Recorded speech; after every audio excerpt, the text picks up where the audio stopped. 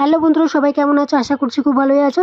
আমার নতুন একটা ব্লগে তোমাদের অনেক অনেক স্বাগত। আজকের ব্লগটা একদম নতুনত্ব ব্লগ, এরকম ব্লগ কিন্তু আমি প্রথমবার দিচ্ছি।